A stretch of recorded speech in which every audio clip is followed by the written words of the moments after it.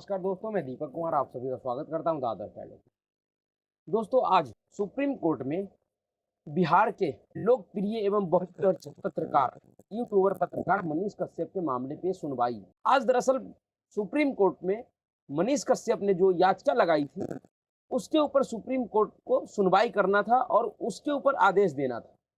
लेकिन आज supreme court में जिस तरह से मनीष कश्यप के मामले के ऊपर सुनवाई हुई और उसके बाद सुप्रीम कोर्ट में बैठे हुए मिलॉर्ड, खास करके chief justice of India D Y. Chandrachud ji ने जो टिप्पणी किया मनीष कश्यप के ऊपर, वह टिप्पणी पिछले साल के नुपुर शर्मा मामले का याद ताजा कर दिया। दरअसल सुप्रीम कोर्ट का नुपुर शर्मा और मनीष कश्यप मामले में जो टिप्पणी है, जिसका सही मायने में कानूनी तौर पे कोई मतलब नहीं होता है, लेकिन इन टिप्पणियों का एक लंबा संदेश जाता है, देश में बहुत बड़ा संदेश जाता है और इससे राजनीतिक दलों को एवं जिसके खिलाफ कोर्ट में कार्रवाई है, जो आरोपी पक्ष है उसके ऊपर ऐसी टिप्पणी का बहुत गहरा प्रभाव पड़ता है, उसके खिलाफ एक माहौल बनता है देश में। इस देश के न्यायाधीश, खास करके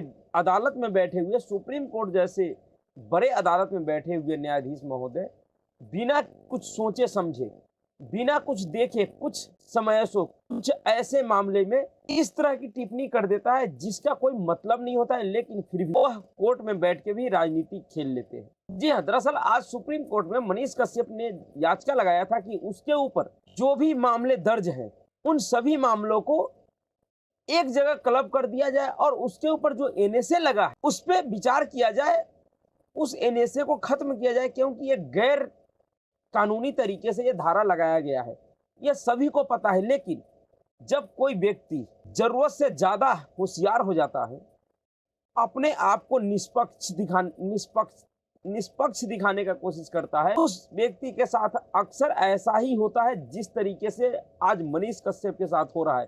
दरअसल मनीष कश्यप सिर्फ और सिर्फ निष्पक्षता की कीमत चुका रहा है। जिस तरह से उनके अंदर टैलेंट है, जिस तरह से वो उन मुद्दों को उठा रहा था, जिस मुद्दों को उठाने के लिए आज तक बिहार के किसी भी पत्रकार के अंदर हिम्मत नहीं हुआ, कोई भी पत्रकार सड़क पर उस तरह से सरकार के खिलाफ काम करता हुआ आज तक बिहार में नहीं दिखा, चाहे वो कितना भी बड़ा बिहार का पत्रकार हो। सब के सब किसी न किसी नेताओं के चाटुकारिता करते हुए जरूर दिखा है। वक्त वक्त पे अपराधी, जो सजा याफ्ता अपराधी है, उनके चाटुकारिता करते हुए जरूर दिखा है बिहार के पत्रकार, लेकिन सरकार के खिलाफ सड़क पे कभी भी बिहार का पत्रकार उस तरह से आम जनता के लिए लड़ते हुए नहीं दिखा है जैसे मनीष कश्यप दिखते थे, जैसे मनीष कश्यप उन मुद्दों को उठाते थे जिसको कोई ऊना पसंद नहीं करता था पत्रकार।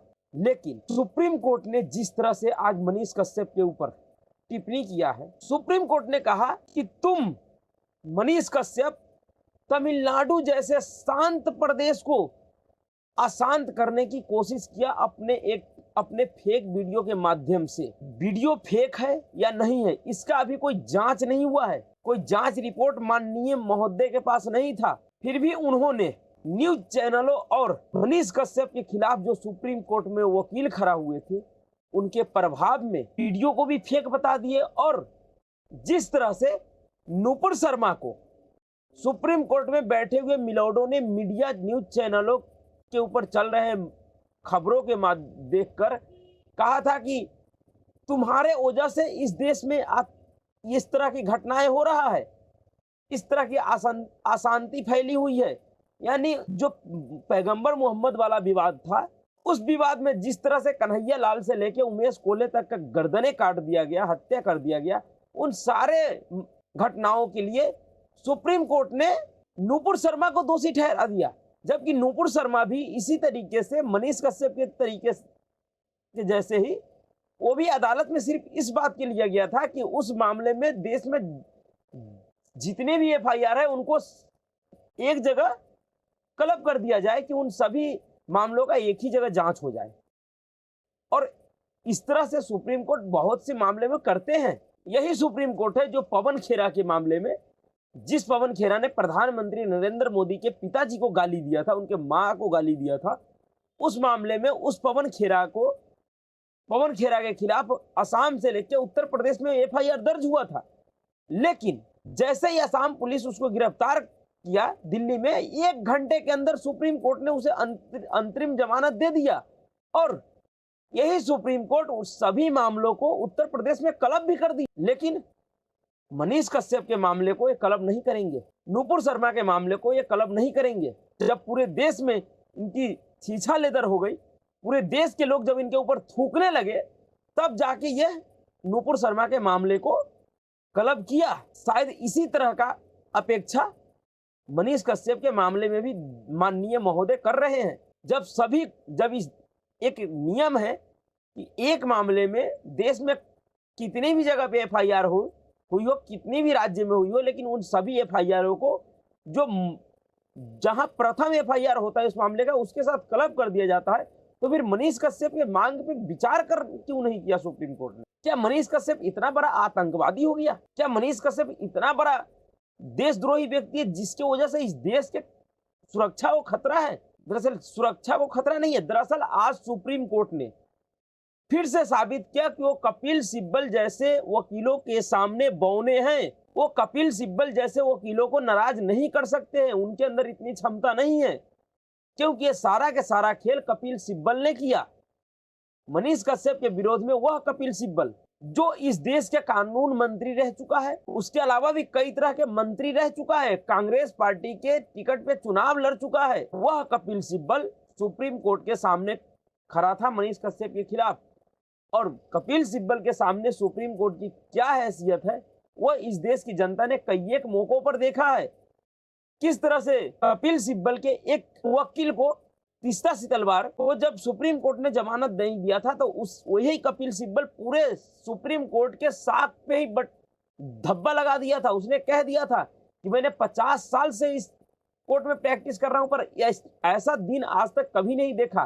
दरअसल यही डर है सुप्रीम कोर्ट में बैठे हुए मिलोडो को, और उनको ऐसा लगता है कि अगर हमने कपिल सिब्बल के मर्जी के हिसाब से फैसले नहीं दिया, अगर कपिल सिब्बल नाराज हो जाएगा, तो हो सकता है कि वो मेरे ऊपर भी इसी तरह का कोई धब्बा लगा दे, जिस तरह से इसी वकीलों के गैंग ने पूर्व सीजेआई रंजन गोगोई के ऊपर एक तथाकथित महिला के द्वारा सेक्सुअल हरासमेंट का आरोप लगवाया था। इससे पहले भी इसी वकीलों के गैंग ने और कांग्रेस पार्टी ने पूर्व सीजेआई दीपक मिश्रा के खिलाफ महाअभियोग प्रस्ताव लाने की चेष्टा की थी। शायद इन्हीं सब बातों से डर कर सुप्रीम कोर्ट ने मनीष कश्यप को, जो कि राहत देने के मूड में तो था, लेकिन कपिल सिब्बलों के डर और भय की वजह से उसे राहत नहीं दिया है, और यह कहा है कि तुम हाई कोर्ट जा सकते हो। अब जब सुप्रीम कोर्ट ने ही राहत नहीं दिया, तो हाई कोर्ट उसे क्या राहत देगा? जब सुप्रीम कोर्ट ने ही मान लिया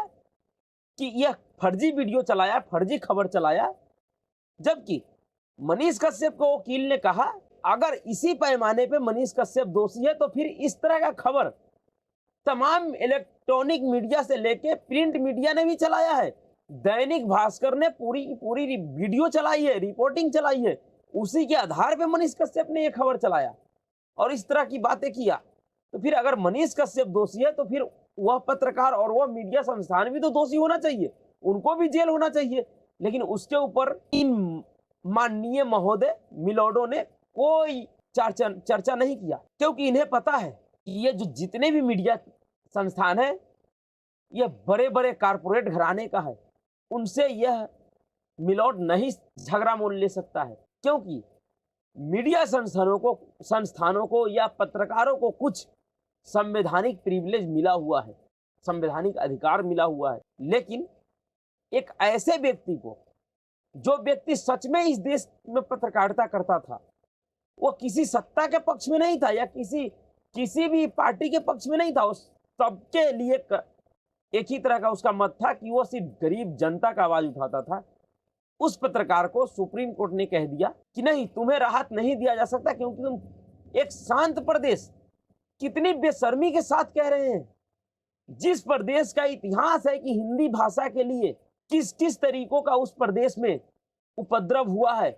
अभी ताजा मामला है कि एक दही के ऊपर हिंदी में दही का नाम लिखे होने से किस तरह से पूरा तमिलनाडु के राजनीतिक दल और वहां के लोग और वहां के नेता रिएक्ट कर रहे थे। जो हिंदी भाषा एक दही के थैली पे लिखा हुआ है उसको बर्दाश्त नहीं कर सकते हैं, तो फिर हिंदी भाषी लोगों को तमिलनाडु में कैसे बर्दाश्त करते होंगे? कैसे अपने आप को हिंदी भाषी लोग तमिलनाडु में सुरक्षित माने? जो व्यक्ति हिंदी भाषा को नहीं बर्दाश्त कर सकता है वो हिंदी भाषी लोगों को कैसे व्यवहार करता होगा वहां पे? लेकिन सुप्रीम कोर्ट ने कह दिया कि नहीं, वो बहुत ही शांत प्रदेश है। दरअसल अब सुप्रीम कोर्ट पूरी तरह से कोर्ट में बैठ के भी कुछ राजनीतिक दल और कुछ नेताओं के फेवर में काम करते हैं, ऐसा प्रतीत होता है। आज की इस तमाम प्रकरण से यह फिर से वह साबित हो गया कश्मीर फाइल्स फिल्म का डायलॉग कि चाहे सरकार तुम्हारी हो पर सिस्टम तो हमारा ही है। आज कपिल सिब्बल ने फिर साबित किया कि अभी भी सुप्रीम कोर्ट में सिस्टम हमारा ही चलता है। कपिल सिब्बल की मर्जी के खिलाफ सुप्रीम कोर्ट कोई भी फैसला नहीं दे सकती है, वरना सुप्रीम कोर्ट के साख को बट्टा लगा देगा कपिल सिब्बल जैसे लोग। और इस सुप्रीम कोर्ट के टिप्पणी ने, चाहे वो नुपुर शर्मा के ऊपर हो या मनीष कश्यप के ऊपर, एक चीज और इस देश के लोगों को बताया, खास करके हिंदू सनातनी लोगों को, कि अगर तुम अपने अधिकार के लिए अधिक लड़ाई लड़ा, अपने अधिकार की अधिक बात किया, तुम्हें इस देश में किसी भी तरीके का फ्रीडम ऑफ स्पीच का अधिकार नहीं है। हाँ, टुकड़े टुकड़े गैंग के नारे लगाने वालों को फ्रीडम ऑफ स्पीच का अधिकार है, और यही कपिल सिब्बल और गैंग ने उन सबको बचाया है इस फ्रीडम ऑफ स्पीच के आड़ में। मोदी तेरी कब्र खुदेगी ऐसे नारों लगाने वालों को फ्रीडम ऑफ स्पीच है। लेकिन तमिलनाडु या देश के किसी भी कोने में बिहारी मजदूरों के ऊपर हुए अत्याचार के लिए आवाज उठाना फ्रीडम ऑफ स्पीच नहीं है। दिल्ली दंगा में शाहरुख को अनुराग मिश्रा बताने वाले पत्रकारों को संविधान का संरक्षण प्राप्त है, लेकिन बिहारी मजदूरों के साथ हुई उत्पीड़न को दिखाने वाले पत्रकार को संवैधानिक संरक्षण प्राप्त नहीं है। यह सुप्रीम कोर्ट ने साबित किया। इससे अब इस देश में जो सनातनी सोच और विचार रखते हैं, वह अगर कोई इस तरह का काम करता है तो उनको सोचना चाहिए कि इस देश में सिस्टम अभी उनके प्रति, उनके अनुकूल नहीं है। अभी भी सिस्टम उन्हीं जिहादियों, टुकड़े टुकड़े गैंगों के अनुकूल है। इसलिए भविष्य में अगर इस तरह का कोई काम करे तो पहला आग्रह है कि आप निष्पक्ष मत बनिए। आज निष्पक्षता का ही कीमत मनीष कश्यप चुका रहा है। अगर वो किसी राजनीतिक दल या पार्टी से जुड़ा होता तो आज उसको इतनी बड़ी कीमत नहीं चुकाना पड़ता, क्योंकि इसी मामले में बहुत से राजनीतिक दलों के नेताओं के खिलाफ भी एफआईआर हुई, लेकिन आज क्या हुआ? आज तक उसकी गिरफ्तारी भी नहीं हुई। लेकिन मनीष कश्यप आज 1.5 महीने से जेल में पुलिस कस्टडी में अपना समय बिता रहे हैं। पता नहीं किस तरीके से उसको प्रताड़ित किया जा रहा होगा तमिलनाडु में। आज कपिल सिब्बल ने एक बात और कहा, जब मनीष कश्यप के वकील ने कहा कि वह एक पत्रकार है और पत्रकार का यह काम है, तो कपिल सिब्बल ने कहा कि नहीं, वो पत्रकार नहीं है, वह नेता है, क्योंकि वो चुनाव लड़ चुके हैं। अगर यही पैमाना है तो तुम जैसे बेशर्म लोग कैसे सुप्रीम कोर्ट में वकालत कर रहे हो? तुम देश में मंत्री रह के भी, एक पार्टी के टिकट पे चुनाव लड़ने के बाद भी वकील हो। बहुत से ऐसे पत्रकार है जो मंत्री रहने के बाद भी अभी पत्रकार हैं, लेकिन मनीष कश्यप इंडिपेंडेंट चुनाव लड़ लिया, जो कि इस देश के हर एक नागरिक का अधिकार है, जो किसी भी चुनाव में चुनाव लड़ सकता है। उस चुनाव लड़ने के बाद वो नेता बन गया, वो पत्रकार नहीं रहा।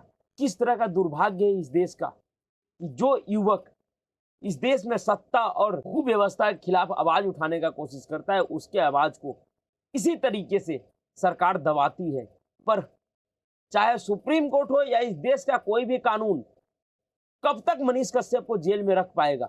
और क्या एक मनीष कश्यप को इस तरह से प्रताड़ित करके इस देश का सिस्टम और सरकार और न्यायालय क्या और भविष्य के मनीष कश्यप का आवाज दबा देगा? ये बहुत बड़ा षड्यंत्र है। मनीष कश्यप के आड़ में इस देश का सिस्टम और इस देश का न्यायालय संदेश कुछ और ही देना चाह रहा है, जिसको इस देश के हिंदुओं को समझना चाहिए। तो अभी के लिए इतना ही। अगर आपको वीडियो अच्छा लगा तो वीडियो को लाइक कीजिए, शेयर कीजिए और चैनल को सब्सक्राइब जरूर कीजिए। नमस्कार।